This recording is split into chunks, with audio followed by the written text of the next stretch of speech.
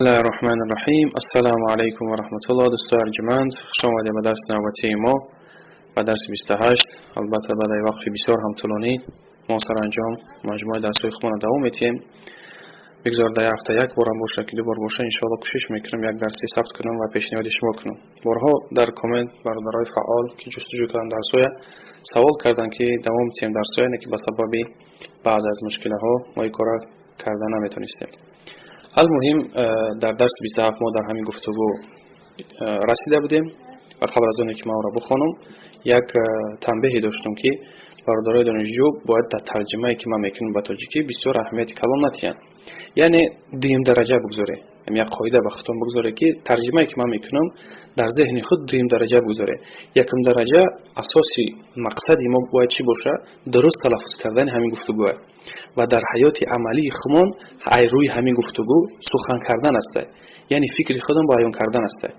اما ترجمه کردن نشانگری چیه؟ نشانگری آن است که زبان مادری تو خوب میدونی. من بسیار علمای میشناسم که با زبان عربی نقص گپ زده میتونن، اینکه با زبان تاجیکی درست ترجمه کردن نمیتونن. این نشانگری چیه؟ تو اینکه زبان مادری خودشون خوب از خود کردگی نیست، یکی ذخیره لغویشون به نهایت کمه، در بگم قاعده های صرفی و نحوی کم معلومات دارن، یکی در لغت عربی به نهایت برو هستن.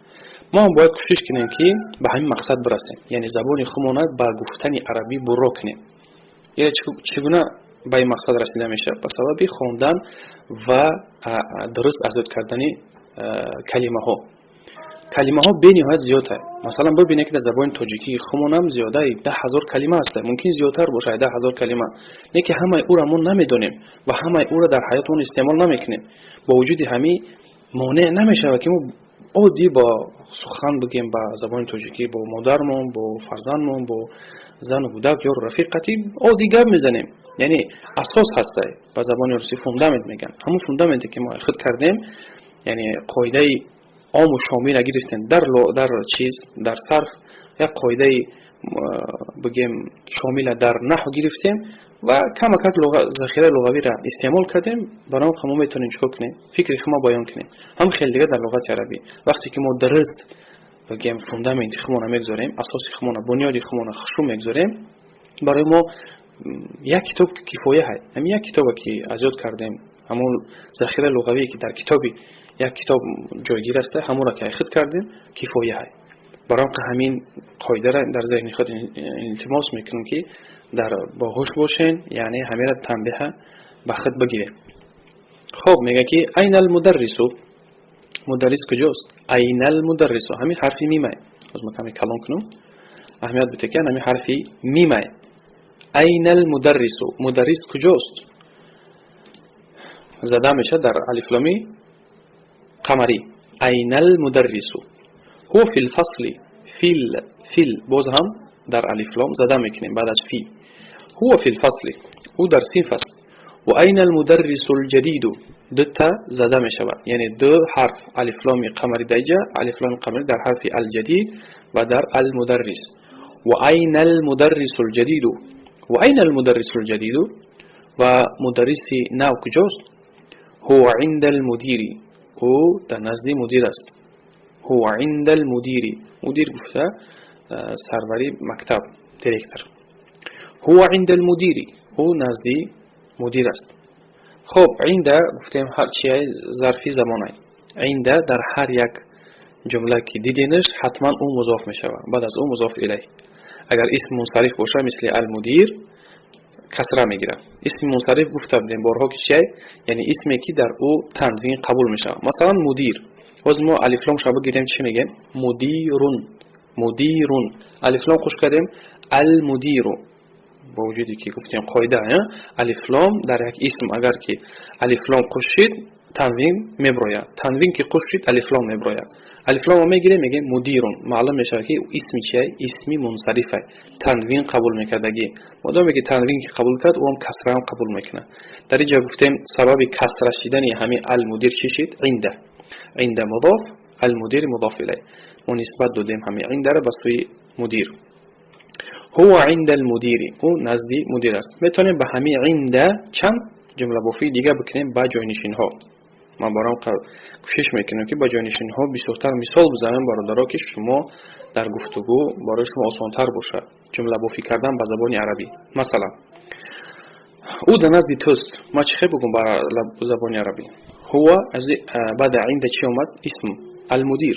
ما چه بگم جانشین بگذاریم بعد از عند جانشین گذاشتن در کاره میگیم که هو عندك، او در نزد توست. مثلا در خانه تو باشه اگر ما میگم هو عندك. این المدرس هو عندك، او در نزد توست، در خانه توست. اگر خطاب ما به سوی زن باشه چی؟ هو عندکی، او در نزد توست زن.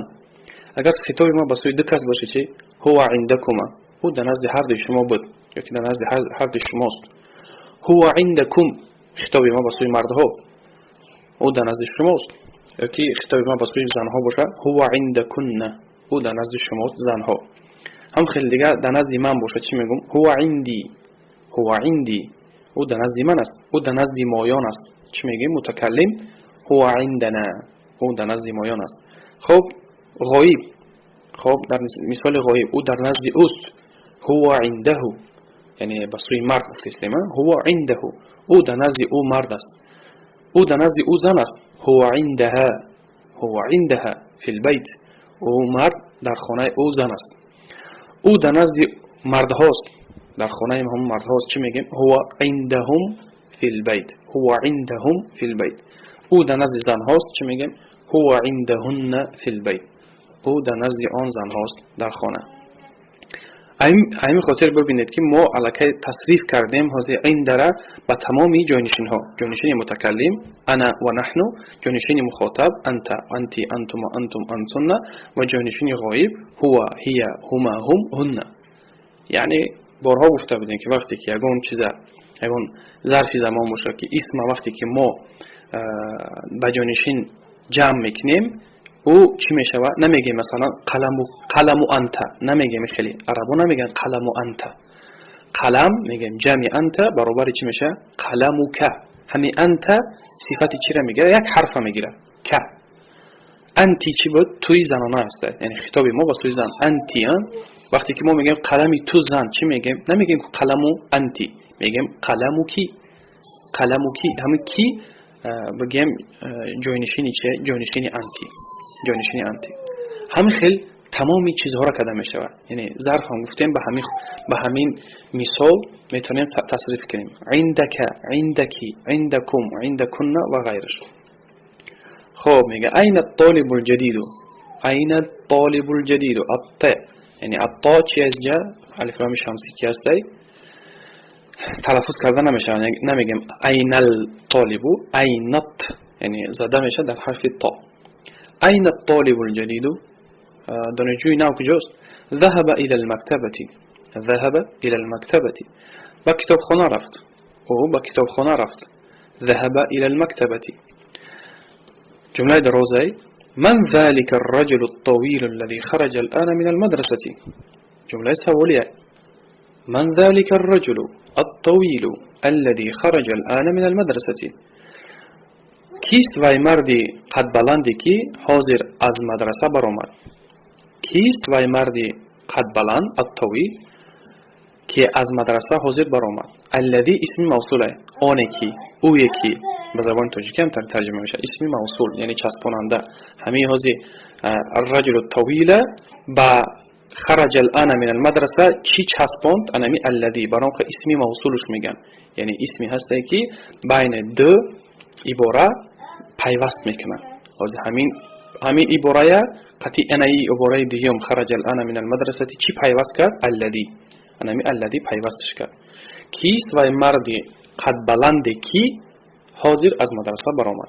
من ذلك الرجل الطويل الذي خرج الان من المدرسه. ببینید که الان حاضر میشود وقتی که ما با فعل استعمالش میکنیم. چگونه میخونیم؟ خرج الان.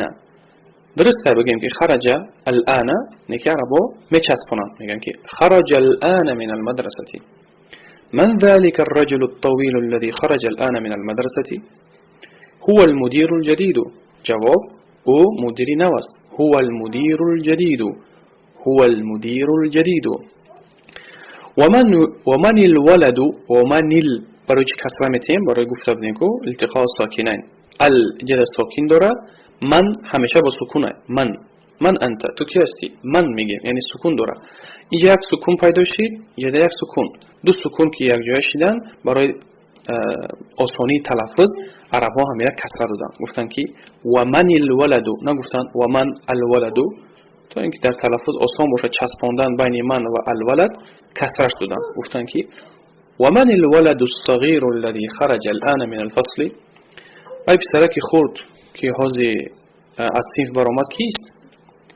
میتونیم ببین من کیست میشه، میتونیم در آخر ترجمهش کنیم، میتونیم در اول کیست و پسرک خرده که حاضر از صنف برآمد.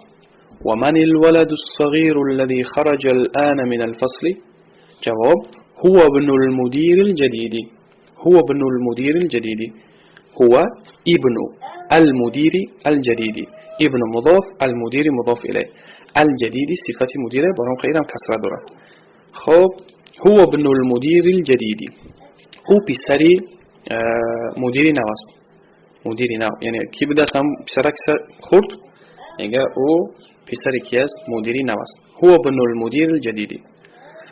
خب دوام ورزه میگه لمن تلك السیارة الجمیلة، وای ماشین زیبا از کیست؟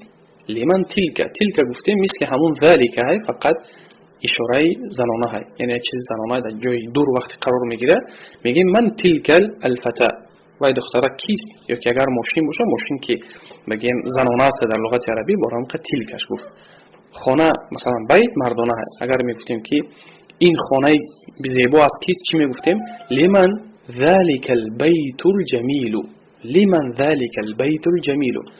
یک وقتی که سخن درباره بگیم پردمیت زنانه که رفتسته، تلک گفت. لمن تلك السیارة الجمیله، وای ماشین زیبا از آن کیست؟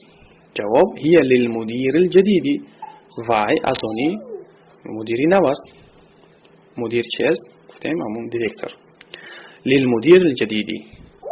چرا جدید جا کسره گرفت؟ برای که حرف لام تملیک گفته بودیم که لام تملیک مثل مین مثل ایله حرف جره، این مدیر اسم مجروره، این صفت شه، صفت چکار میکنه؟ هر چیزی که در موصوف هسته همورا اشاره میکنه، یعنی حرکتی کسره در جا باشه در صفت هم حرکت کسره میشه. اگر در همین جا ضمه می بود، در مدیر در این جدیدم چی میشید؟ کلمه جدیدم ضمه پیدا میشید.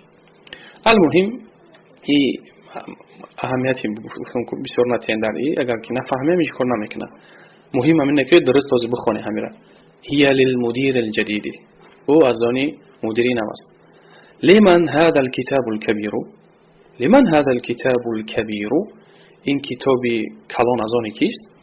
اهو للمدرس، آیا از آن مدرس است؟ جواب اهو للمدرس، هو گفت برای کتاب در زبان عربی مردانه های، برای اونقه هوش گفت. هو اهو للمدرس، آیا او از آن مدرس است؟ جواب لا هو للطالب الجدید، نه وای از آن دانشجوی نو است، وای از آن دانشجوی نو است. لا هو للطالب الجدید. این الملعقة الصغيرة، قاشق خرد کجاست؟ یا که میتونیم همین الملعقة الصغيرة را با یک کلمه ترجمهش کنیم. قاشقچه در لغت تاجیکی قاشقچه میگن، قاشق خرده. بنابر میگیم این الملعقة الصغيرة، قاشقچه کجاست؟ جواب هی فی الکوب، او در ظرف شیشگی است، یا که به زبان تاجیکی استکان میگن. استکان خیلی که ارسیه یو، لیکن در تاجیکی گذشتگی استکانش میگن. هی فی الکوب، او داخلی همین استکان است، یا که ظرف شیشگی. الکوب کلمه نو ظرف شیشگی. هی گفت برای که ملعقه چی بوده است؟ قاشق به زبان عربی زنانه های، برای اونقه هی استعمال کرد. کتاب مردانه که بود هوش گفت، ملعقه زنانه هست هی گفت. هی فی الکوب، قاشقچه در داخلی ظرف شیشگی است. این الکرسی المکسور، کرسی شکسته کجاست؟ این الکرسی المکسور، این اهمیت به تز دادن بعد از حرف نون در الف لام. این الکرسی المکسور هو هناک، جواب میگه که او در آنجاست. وای یکی وای در آنجاست. هناک یعنی اشاره به سوی یک کنج خانه باشه، به سوی مکان باشه، میگیم هناک، هو هناک، او در آنجاست. خب همین بود گفتگوی امروزه. بسیار الله سبحانه و تعالی برای هر یکی ما یک و یک برکت تیه در این درس. کوشش کنه همین را بخونه، زبان خودتون برا کنه در گفتگوی همین امروزه و کوشش کنه که مطابق همین گفتگو قیاس کنه یک گفتگوی نویره از درس‌های گذشته. کلمه‌ای که شما میدونه کوشش کنه به همون جای‌نشین‌ها یک جمله بافی بکنه، سخن بگه، بنویسه. یعنی مهمت ما، اهمیت ما این است که تیزتر کتاب بود کنیم. مقصد ما همینه که کتاب چقدر با برکت بود کنیم، تا اینکه وقتی یک کتاب بود کردیم ما علاقه فکر خودمون، اندیشه خودمون به لغت عربی عادی بتونیم گفته. یک کس فکر و اندیشش عادی بفهمیم. اگرچه این آسان نیست، لیکن اگر درست ما بگیم اساس تعلیممون اگر درست بگذاریم انشالله کفایه که همین کتاب بود کنیم و ذخیره لغوی که یک کتاب گرفته گیم سخن خودمون بیان کنیم برا و به خطا. و سبحانك اللهم وبحمدك والسلام عليكم.